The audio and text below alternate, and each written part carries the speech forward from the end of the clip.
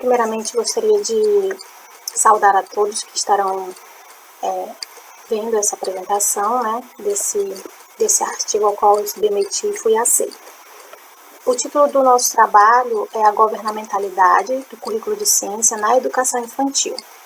Foi escrito por mim, Gilberlene Souza Carvalho, juntamente sobre a orientação da professora doutora Mônica de Oliveira Costa. Esse artigo ele partiu do seguinte objetivo: analisar os modos que o currículo de ciência atua como ato de governo na educação infantil. E algumas questões foram mobilizando essa escrita e esse estudo. São elas: quais mecanismos de governamentalidade existem no espaço de educação formal? O que um currículo de ciência esconde? O currículo de ciência pode ser usado para o direcionamento e coformação dos sujeitos? Como? O que podemos fazer diante dessas formas de governo? E para que essas questões fossem analisadas, a gente foi trilhando um caminho metodológico dentro de uma perspectiva pós-crítica de análise, né? Considerando que a pesquisa vai sendo construída ao longo do processo que ela vai acontecendo mesmo, considerando a realidade em qual ela vai sendo tratada. A pesquisa partiu de um estudo de caso, né, que surgiu dentro de um CMEI, né, na cidade de Manaus, e a gente usou como ferramenta de pesquisa o discurso e a governamentalidade de Michel Foucault. Essas ferramentas foram auxiliando no nosso processo de olhar para esse espaço escolar, né, e observar o que nos era apresentado.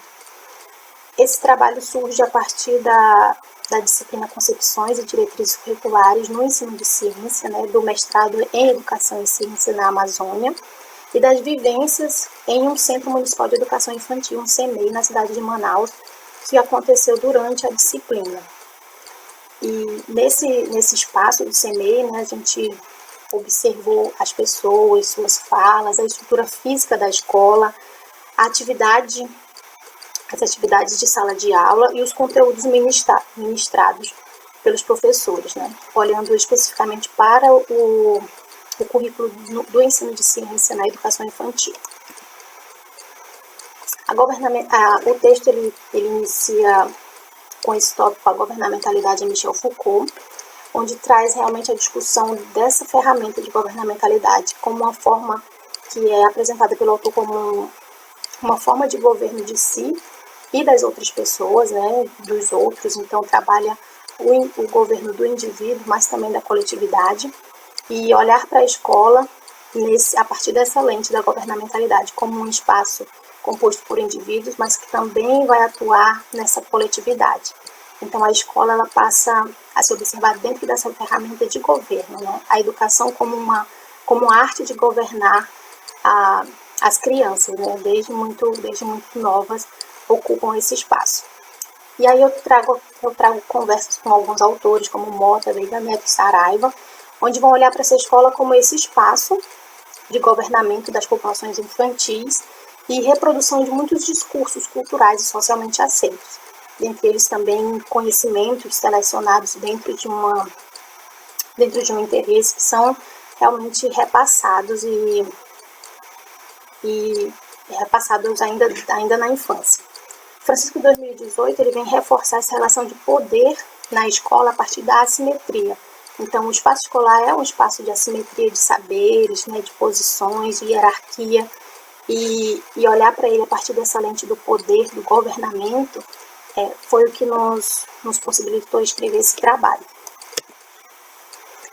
Em seguida, a gente vai discutir a questão do currículo de ciência como um ato de governo na educação infantil, pensando esse CMEI, né, a ideia desse CMEI sobre a infância, sobre a criança, né, que surge a partir de uma interferência do coletivo Escola Família Amazonas, o CEFA, um movimento de pais que se organizaram e passaram a discutir a educação de seus filhos, né, buscando realmente que fosse construída uma educação mais integral do sujeito dentro de uma perspectiva democrática de ensino.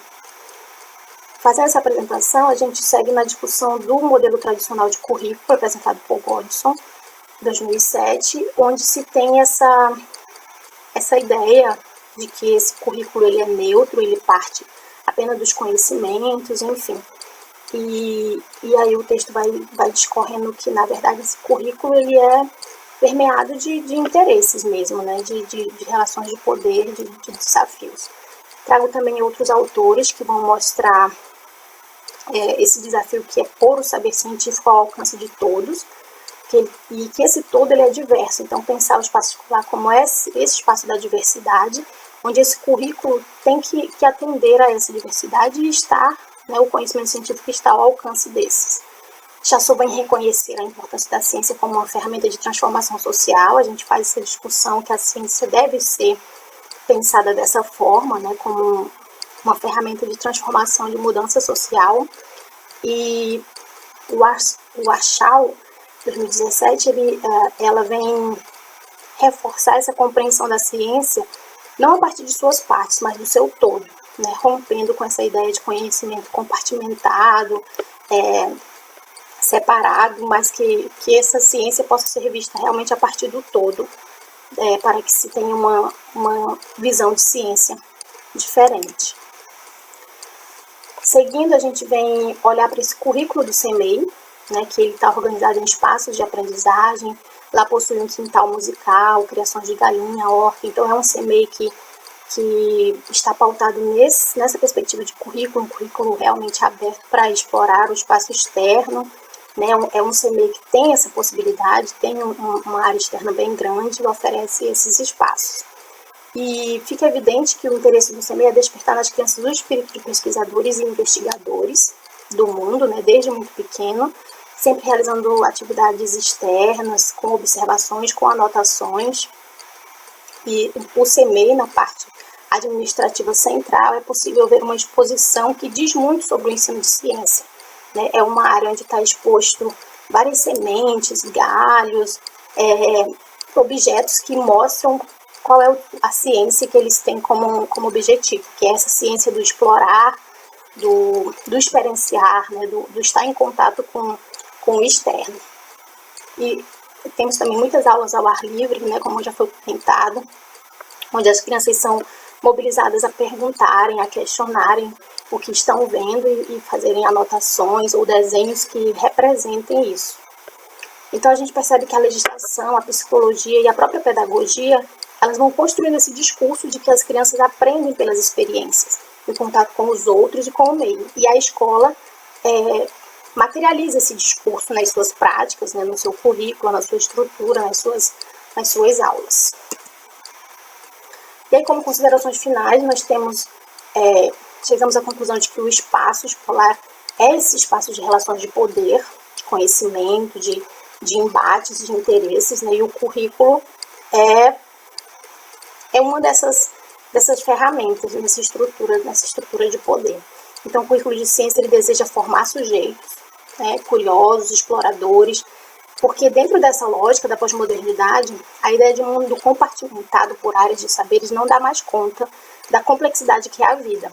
Então, o currículo de ciência já atua na formação desse sujeito pós-moderno, né, um sujeito proativo, que questiona, que se movimenta realmente no processo de aprender.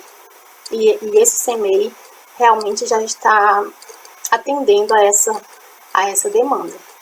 Eu ressalto ainda, nas considerações finais, a contribuição de Paraíso, que vem apresentar o currículo como um espaço de luta, né, de poder, realmente, de tensões, mas também como um espaço de transbordamento da vida, né, onde muitas coisas extrapolam esse currículo prescritivo, né, muito bem demarcado, e onde outras pulsões de vida vão surgindo, né, desde de sentimentos, né, relações de amizade entre os alunos, entre os professores. Então, é pensar esse currículo como essa potência, né, que pode ser visto para além dos conteúdos prescritivos. A gente tem aqui algumas referências que foram feitas para a construção desse trabalho, e o meu muito obrigada, né, ao evento por ter aceito o nosso trabalho.